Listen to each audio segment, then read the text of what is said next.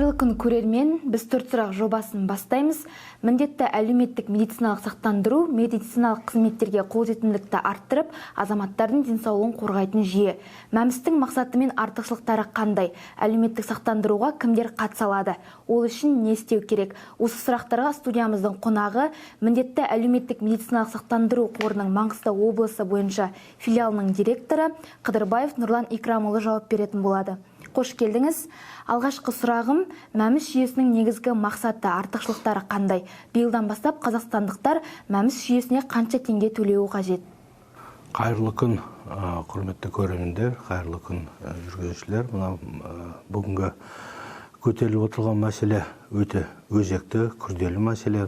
Халықтың көкейінде тұрған мәселе. Өткен жылдарды жалпы айтқан халықтың арасында да бақ құралдарының арасында, сосын интернет әртүрлі әлеуметтік желілердің арасында да өте жиі кездесетін мынандай сұрақтар жиі кездесіп отырады. Осында да бізде де мысалы күнделікті халықтың арасында түсіндірме жұмыстары басқа жүргізгенмен де мысалы осы өзіміздің қызметіміздің басқа жалпы толықтай өлшерде мүмкіндік болатын болса ашып беруге шақырып, осында уақыттарыңызды бөлгендеріңізге біріншіден алғысымызды айтамыз. Жалпы қаржыны төлеу мәселесі бойынша 2024 жылғы деңгейде қалып отыр. Өйткені ең төменгі жалақының үкіметтің бекітілген жалақы сол деңгейде 2025 жыл қалып отырғанымен, жеке санаттағы кісілер өз бетінше төлеу үшін ай сайында 4250 теңге. Бұл ең төменгі айлық көрсеткішінің 0,5%-ын құрап отыр. Ал жұмыскерлер болатын болса, жұмыскерлер ол өздерінің жұмыс берушілер, олар айлығының ішінен 3% өздерінің атынан және айлықтан жұмыс жалдамалы қызметті атқарып отырған кісілерді, олардан 2% айлықтарынан жұмыс жасалуда. Бірақ та мұна жиі кездеседі, халықпен кездесу, түсіндірме жұмыстарын кезінде де мысалы жалпы Маңғыстау өңірінің өзінде орта республиканың орта айлығымен есептегенде жоғары басқа өңірлермен салыстырғанда. Егерде 850 мың теңгеге дейін айлық алатын кісілер бар болатын болса, оларда 17 мың теңгеден аспайды. Бәрі 5% деп есептегенмен 17 мың. Ал егерде 850 мың теңгеден айлық жоғары көріп болса, онда ай сайын 25 мың теңге жарнасы ұсталып отырады. Бұл жалдамалы қызметкерлерге, ал жеке өз қарабасы мысалы сақтандырылу, бұл айтып кеттім, қайталап 4250 теңге құрып отыр бүгінгі күнде. Келесі сұрағым, мәміске кімдер міндетті түрде жарна төлеуі тиіс, ал кімдер босатылған? Жалпы заңның аясында 15 санатты кісілер бар. Бұлар осыдан бастаған дұрыс деп ойлаймын. Бұл кісілер мәміс жарнасынан төлеуден босатылған. Бұл кісілерге мемлекет тарапынан бөлінеді қаржы. Ең бірінші бұл дегеніміз 18 жасқа толмаған балалардан бастаймыз, біздің келешегіміз, ұрпағымыз. Сосын жүкті әйелдер, жүктілік болып тіркелген, сосын жүктілік бойынша еңбек демалысында, сосын жүктілік бойынша жаңа жұмыс жасамаған кісілер, сосын туылған кезінен мүгедек балаларды қарап отырған ата-аналар, немесе соның бағып отырып, қағып отырған кісілер, сонымен зейнеткерлер, жалпы сосын құқық қорғау органдарында тергеу жұмыс кезіндегі кісілер босатылады. Сосын басты мәселе бұл күндізгі бөлімде оқитын біздің студенттер. Ол жоғарғы немесе орта буынды арнайы мамандырылған колледждердегі оқып отырған студенттердің барлықтары. Сосын Ұлы Отан соғысының ардагерлері жұмыссыз ретінде тіркелген кісілердің барлығы, сосын әлеуметтік көмек алып отырған санаттағы кісілердің барлықтары, бұлар жарна төлеуден босатылып, осы жаңағы өздерінің мәртебесіне қай уақытта болса, сол белгіленген болса, сол уақыттың өзінде толыққанды олар босатылып отырады. Ал қалған жалдамалы жұмыс жасап отырған кісілер олардың айлығынан ұстап отырады. Ал жеке кәсіпкерлер, өзіне өзі жұмыс істеп отырған кісілердің барлықтары, ол кісілер жеке кәсіпкерлер немесе жаңағы жеке ИП-лары бар, мысалы жаңағы кәсіпкер кісілердің барлықтары, олар өздерінің айлықтарының өздері жарнасын төлеп отырады. Жалпы мәмс жүйесі арқылы қандай медициналық қызметтер тегін көрсетіледі, осы жөнінде айта кетсеңіз? Бұл ең бірінші жалпы медициналық көмектің өзі, қаржыландырудың өзі екі пакеттен келіп отырады. Ең бірінші пакет бұл кепілдірілген тегін медициналық көмек тізбесі, ал екіншісі әлеуметтік медициналық сақтандыру қорының есебінен көрсетілетін, қаржыланды төленетін медициналық көмектер. Ең бірінші үлкен пакет бұл мемлекеттің бөлініп отырған тегін медициналық көмекке тоқтай кете дұрыс болар деп ойлаймын.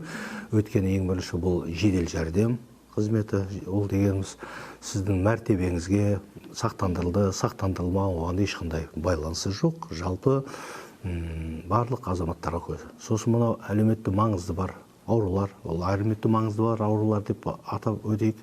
Инфекциялық аурулар, онкологиялық мен туберкулезбен ауыратын, мына психикалық ауытқулары бар тіркелген кісілердің барлығы. Сосын жалпы жедел көмек талап ететін, бұл оның ішінде жедел көмек болғанда, мысалы жол апаты, басқа мысалы травма, немесе улану, мысалы осындай жағдайлардың барлығы қабылдау бөлімінде толыққанды олар тегін кепілдірілген медициналық көмек. Ал әлеуметтік медициналық сақтандыру қорында келетін болсақ, ол ең біріншіден біздің жаңа консультативтік диагностикалық көмектер. Бұл қазір өзіңіз таңда жаңағы емханаларға барғанда, оларға мысалы қандай да бір зертханаларға жіберу немесе емхананың өзіндегі анализдер алу, сонымен қатар қондырғылар арқылы ультрадыбыстық зерттеулер, компьютерлік томография, немесе магнитті резонансты томография, немесе қандай да бір басқа да рентген, басқа осы консультациялық көмектердің барлығы ең бірінші. Екіншіден сосын жоспарлы көмек, стационарлық немесе стационар алмастыратын көмектер. Сосын мына оңалту мәселесі, оңалту көмектері бұл біздің соңғы кезде үлкен үрдіс алып дамып келе жатқан бағыттардың біреуі. Ол амбулаториялық стационарда немесе күндізгі стационардың деңгейінде жүргізіліп отырған оңалту. Содан кейін жалпы мына скринингтік тексерулердің барлығы оңалтудың. Осы көмектердің барлығы әлеуметтік медициналық сақтандыру қорының шеңберінде сақтандырылған мәртебелерге бар кісілердің барлығы толыққанды тегін көмек алып отырады. Ал егерде адам сақтандырылмаған болса, ол медициналық көмек ала алмай ма? Жаңа айта кеткен ең бірінші тегін кепілдірілген көмектің шеңберінде ол жерде азаматтардың сақтандырылған, сақтандырылмаған мәртебесі ешқандай байланысы жоқ. Ал сақтандырылмаған кісілер жаңағы келесі айтып кеткен медициналық сақтандыру қорының шеңберіндегі скринингті, консультация, диагностикалық көмек, сосын мынау мамандар, узкий специалист деп айтамыз, солардың консультациясы, немесе қандай да бір жоспарлы көмектерді ол сақтандыру мәртебесі болмаған жағдайда жоспарлы көмек ала алмайды. Келесі сұрағым, мәмс жүйесі бойынша балаларға қандай медициналық қызметтер көрсетіледі? Жалпы 18-ге толмаған балалардың барлығы біздің, олардың барлығы жаңағы жеңілдетілген мәртебе,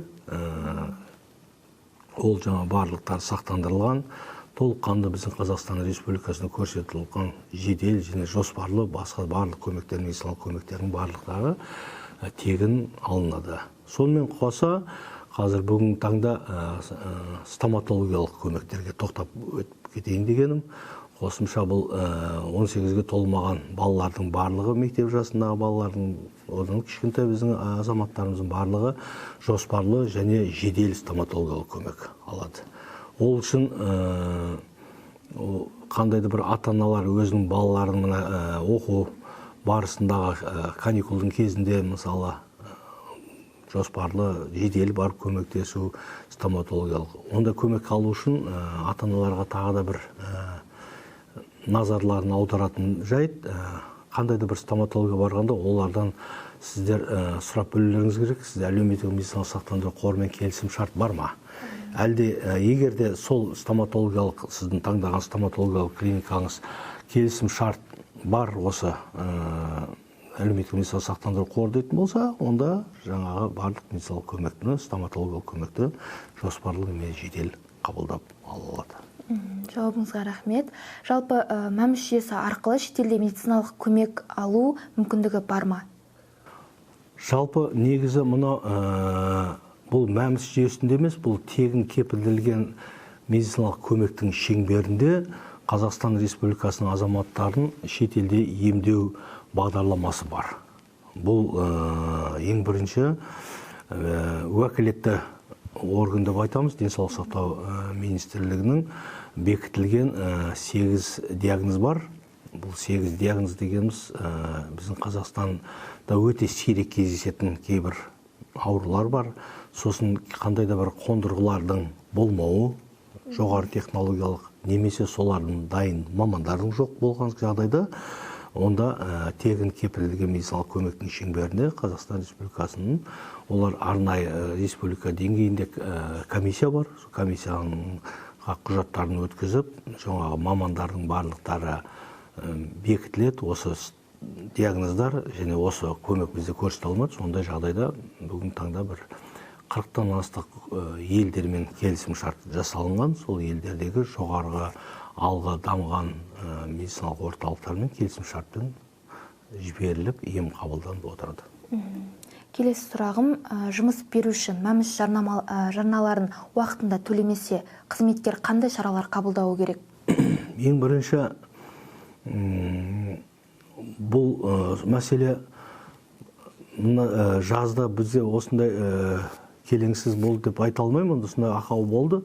Бұл жаңағы біздің ұзақ мерзімде еңбек демалысына кеткен мектеп мұғалімдерінің кезінде төлеуге төлем жасалынған, бірақ төлемдер бөлініп түсу керек. Негізгі заңның аясында белгіленген ай төленген болып тұру керек.